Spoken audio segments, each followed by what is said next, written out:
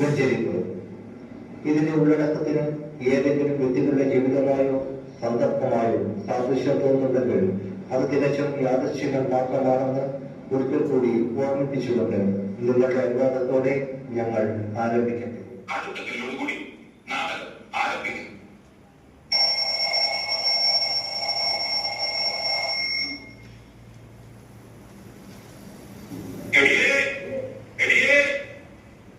എന്താ മനുഷ്യ രാവിലെ പരമോ തൊള്ളവന്നാണേ? നിങ്ങൾ പത്രം വായിച്ച് ചായ മുറിച്ചോണ്ടിരിക്കോ? ഇന്ന് എന്നെ തോന്നുന്നതല്ല ഓർമ്മയുണ്ടോ? എന്റെ ചോദ്യം ഇന്ന് എന്റെ ബർത്ത്ഡേക്ക് ഞാൻ മറക്കോ? അത് ശരി. അപ്പൊ നിങ്ങൾക്ക് അന്ന് അറിയില്ലേ? എന്റെ മനുഷ്യ ഇന്ന് അച്ഛൻ വരുന്ന ദിവസാ. അതൊന്നുമല്ല, ഇന്ന് വീട് വെച്ചിരിക്ക. ദൈവദൂഷണം പറയാതെ മനുഷ്യ. നമ്മളോ പ്രാർത്ഥിക്കുന്നില്ല, നമുക്ക് വേണ്ടി അതെങ്കിലും പ്രാർത്ഥിക്കട്ടെ.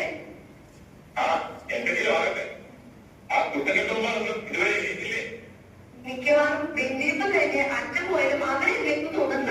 അതെങ്ങനെയാ? രാത്രി 2 മണി 3 മണി വരെ മൊബൈലിൽ നോക്കിയിരുന്നല്ലേ?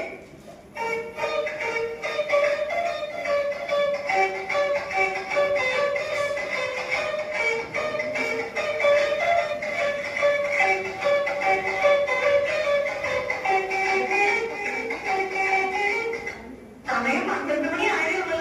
സാറിന് നേരത്തെ ആണല്ലോ. വെറുതെ ഇവിടെ തലയിൽ കൊണ്ടുകൊണ്ട് നിൽക്കാതെ ബാക്കി തന്നെ കൂടെ ഏൽപ്പിക്കേ. എന്നിട്ട് വേണം മുറിയൊക്കെ വൃത്തിയാക്കിയത്. അത് ഉപയോഗിച്ചിട്ട് കുറെ തപ്പി വെക്കണം.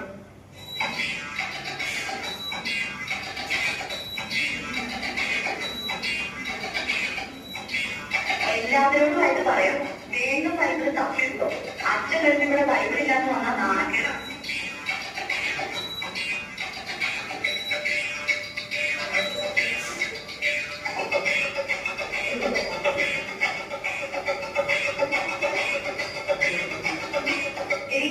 നീ ആ പുറത്ത് ശാന്തമ്മയുടെ വീട്ടിൽ പോയിട്ട് ബൈബിൾ വാങ്ങിക്കൊണ്ടുവന്നേ.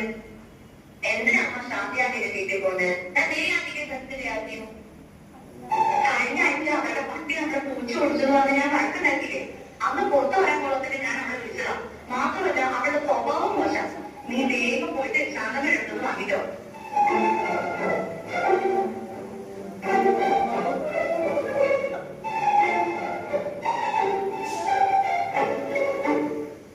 എവിടെ വരെയായി കാര്യങ്ങളൊക്കെ?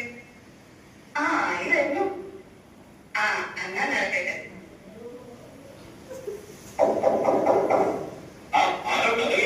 അച്ഛൻ വന്നതാ തോന്നുന്നത്.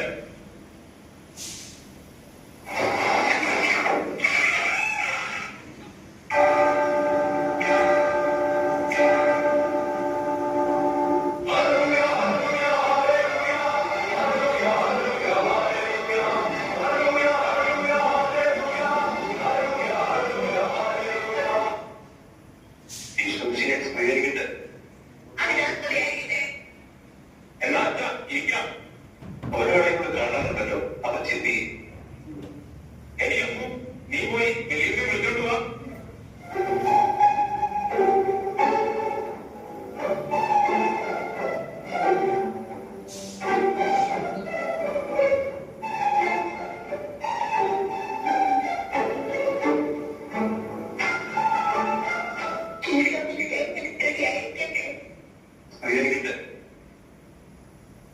മക്കള് കുറച്ചു നാളായാലോ പള്ളിയിലേക്കൊക്കെ കണ്ടിട്ട്. ഒന്നും പറയാനല്ല, ആകപ്പാട് ജോലി ഇല്ലാതെ കിട്ടുന്ന ഒരു ദിവസം ഞായറാഴ്ച. അന്ന് രാവിലെ പള്ളിയിൽ പോയാൽ 4 ദിവസം പോക്കാം. ഞായറാഴ്ച കൊണ്ടുപോകാൻ കടവുള്ളതാണെന്ന് അറിയില്ലേ? കടത്തിന്റെ കാര്യം പറഞ്ഞപ്പോഴാണ് അപ്പുറത്തെ വീട്ടിലെ മേരി ഞങ്ങൾ എടുക്കുന്ന 1000 രൂപ കടം വാങ്ങിയിട്ട് ഇതുവരെ അവിടെ തിരിച്ചു തന്നിട്ടില്ല. എന്നും അവിടെ പോയി ജോലി വിളിക്കാൻ എനിക്ക് പയ്യച്ച. ഞായറാഴ്ച പോലെ നന്നായി ഒരുങ്ങി പങ്കെടുക്കണം എന്നാണ് ഉദ്ദേശിച്ചത്. അച്ഛൻ ആ പറഞ്ഞത് നേരാ. ഈ ഇടവകയില് ഏറ്റവും നന്നായിട്ട് ഒരുങ്ങി വരുന്നത് ഞാനാണ്. എടപോലെ നിന്റെ പള്ളിയിലോട്ടൊക്കെ കണ്ടിട്ട് കുറെ നാളായത്. പള്ളിയിൽ കൊണ്ടുണ്ടായിരുന്നു ഓണത്തിനൊക്കെ. ആ ഉണ്ട്. ഓണത്തിന് മാത്രം പ്രത്യക്ഷപ്പെടുന്ന ഈ ആരാണ് മാലിന്യ. നിന്റെ കാര്യം എങ്ങനെയാണ്? ഇൻട്രസ്റ്റ് ഇല്ലാത്തതുകൊണ്ടല്ല അച്ഛാ. ഭയങ്കര രാവിലെ ബാഡ്മിന്റൺ ക്ലാസ്, ട്യൂഷൻ, പിന്നെ വൈകുന്നേരം ഡാൻസ് ക്ലാസ്. ഒട്ടും സമയമില്ല. അപ്പൊ ചുരുക്കി പറഞ്ഞ ഇതിനെനിക്ക് ഒഴിവാക്കാൻ പറ്റുന്നത് പള്ളി കുർബാനയിൽ മാത്രമാണ് അർത്ഥം. അപ്പൊ നീയും അച്ഛൻ ഞാൻ പള്ളിയിൽ വരാറുണ്ട്. അച്ഛൻ കാണാത്ത അങ്ങനെയാണ് അടുത്ത ആഴ്ച മുതൽ നിന്നെ പള്ളി കൂട്ടി കണ്ടോണം. മക്കളെ, ഈ കുർബാനയ്ക്കും സൺഡേ സ്കൂളിലൊക്കെ നമ്മുടെ ജീവിതത്തിൽ വലിയ പ്രാധാന്യം. അങ്ങനെ പറഞ്ഞു കൊടുക്കച്ഛന. ഞാൻ പറഞ്ഞവർക്ക് ഒരു അനുസരണയില്ല. അതിന് നിങ്ങൾ തന്നെ ഞായറാഴ്ച വരാറുണ്ടോ? ഇല്ലച്ച, സൗകര്യമൊക്കെ വരുമ്പോൾ വരാറുണ്ട്. കുടുംബ പ്രാർത്ഥനയെങ്കിലും ഉണ്ടോ? അതങ്ങനെയല്ല. വർക്ക് കഴിഞ്ഞോ ഇതൊന്നും സമയം കിട്ടില്ല. പിള്ളേരുടെ കാര്യമാണെങ്കിൽ ട്യൂഷൻ ഇല്ലാതെ അവരെ എവിടെ എത്തിക്കാനും പറ്റില്ല. അച്ഛൻ ട്യൂഷൻ മാത്രമല്ല, എൻട്രൻസ് കോച്ചിങ് കൂടെ ഉണ്ട്.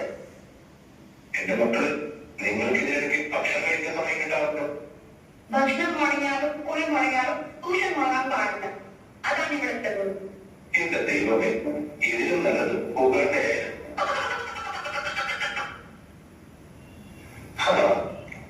എന്നാ നമുക്കിനി പ്രാർത്ഥിക്കാം.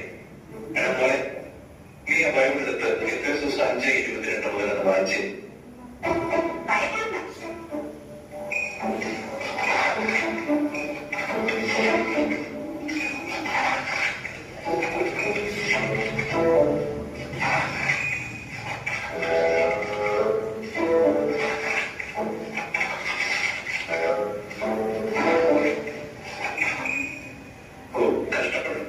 ഞാൻ തന്നെ പറയാം.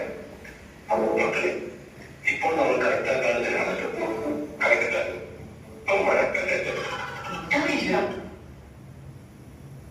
മിണ്ടാതിരിക്കാൻ പറഞ്ഞ കാര്യമില്ല. വേദപാഠത്തിന് കേൾക്കാതെ ട്യൂഷൻ വിട്ടു കഴിഞ്ഞാൽ അവരിതൊക്കെ ഇങ്ങനെ അറിയും. കറക്റ്റാകാലം എന്നാൽ വിളവെടുപ്പിന്റെ കാലം എന്നാണ്. നമ്മളിൽ നിന്ന് ദൈവം തലം ആവശ്യപ്പെടുന്ന കാലം. എന്നാൽ നമ്മൾ ഇത് ലോകത്തിന് പഠിക്കുന്നത് പറയുകയാണ്. പറ്റപ്പെടുകയൊക്കെ നിങ്ങൾ കുർബാന പഠിക്കണം. പിന്നെ കൊടുക്കു പ്രാർത്ഥനയെ മുടക്കരുത്. ഇതൊക്കെ പറ്റുന്ന കാര്യമാണ്. ഇതൊക്കെ നമുക്ക് പറ്റണം. ദൈവത്തിനായിരിക്കണം നമ്മുടെ ജീവിതത്തിൽ ഒന്നാം സ്ഥാനം. ഇവിടെ നമ്മൾ ഉണ്ടാക്കുന്ന പേരും പെരുമയും ഒന്നും മനസ്സിൽ നമുക്ക് കൊണ്ടുപോകാൻ പറ്റത്തില്ല. മക്കളെ ദൈവത്തിലേക്ക് നയിക്കുന്നതും മാതാപിതാക്കളുടെ ഉത്തരവാദിത്തമാണ്. ഇനി നിങ്ങളെല്ലാം സ്ഥിരമായി പള്ളിയിൽ കണ്ടേക്കണം. ഞങ്ങൾ തെറ്റുപറ്റിപ്പോയല്ല, ഞങ്ങൾ മനസ്സിലാക്കുന്നു. ഇനി മുതൽ ദൈവത്തിനായിരിക്കും ഞങ്ങളുടെ ജീവിതത്തിൽ ഒന്നാം സ്ഥാനം. ഞായറാഴ്ച കുർബാന നിങ്ങൾ മുടക്കത്തേയില്ല. കുടുംബ പ്രാർത്ഥനയും മുടക്കില്ല അച്ഛൻ. ഇന്ന് ഈ കുടുംബത്തിന്റെ